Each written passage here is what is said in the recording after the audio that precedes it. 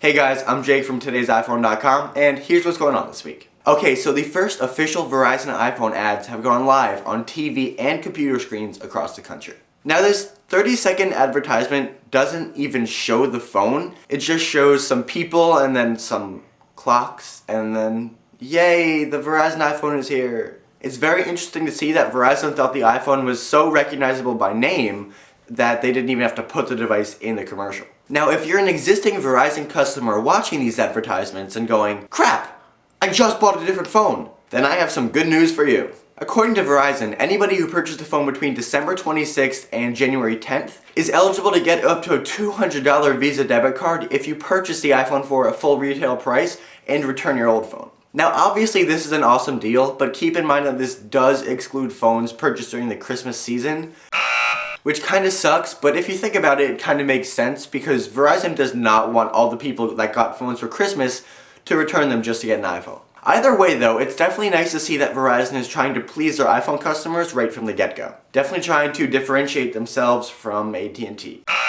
Okay, moving on, in accessory news, Alex takes a look at the PowerMat portable mat. Now this is a portable charging station for your iPhone or iPod or DS or really anything. Now this is really cool because it uses what's called inductive charging. Now what that means is you can charge your device simply by placing it on top of the mat with no wires necessary. Now if you remember, this mode of charging first became popular when the Palm Pre was released along with the Touchstone wireless charger. Now that device has inductive charging built into its design, and unfortunately most other devices do not. So in order to use the PowerMat, you're going to have to put a special case on your phone with a little receptor thing on the back. Now the case does add a significant amount of bulk to the device, but if that doesn't bother you, this is definitely one of the most convenient, fastest, and coolest ways out there to charge your device. Now there are a couple different variations depending on what sort of configuration you go for, whether it's just the mat or just the case or a combination of the two.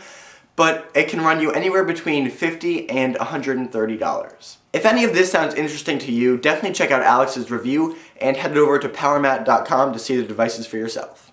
Alright, moving on, in jailbreak news, we've heard a lot of talk recently about an untethered jailbreak. First there were rumors that it was coming out by Christmas and that it was going to be super easy to use, and then there was this Red Snow jailbreak, but that was just a beta and it had bugs and it wasn't really very easy to use. But now it finally looks like a user-friendly untethered jailbreak for iOS 4.2.1 is coming soon. The Chronic Dev-Team has been working really hard on an untethered jailbreak they call Greenpoison. Now this is significant because this particular method of jailbreak does not require you to save your SHSH blobs 4.2b3 on Cydia. Now if you have no idea what that means, basically it's just way easier than what's out there right now. Now the Chronic Dev-Team released a video of this jailbreak in action and it looks pretty good. So hopefully it comes out really soon. Alright, next, Apple released the second beta for iOS 4.3, and developers are getting a sneak peek at a bunch of awesome new features. Now there's a decidedly social networking aspect to iOS 4.3. There's talks of a feature called Photo Streams, which could allow you to subscribe or follow to your friends' photos. A feature called Find My Friends, which could be some sort of GPS location-based social networking service. And a feature called Media Streams, which could be just like photo streams except for audio or even video.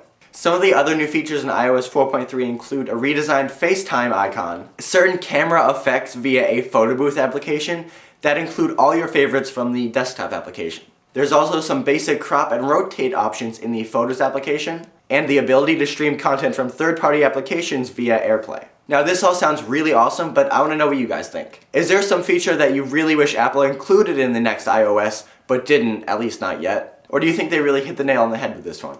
Comment down below. And finally, Steve Jobs announced this week that he will be taking a medical leave of absence from Apple. Now, he didn't give a time frame on when he would be back, but he did say that he will continue to be the CEO and play a part in any major strategic decisions, but he's leaving most of the day-to-day stuff to Tim Cook. Now, I think I speak for everyone when I say that he definitely deserves a break, and we hope that he is healthy and happy and gets back to Apple as soon as possible. Well, that's it for this week, guys. Thank you very much for watching, and if you have any comments or questions on anything I talked about in this video, feel free to follow me on Twitter at TFPJake.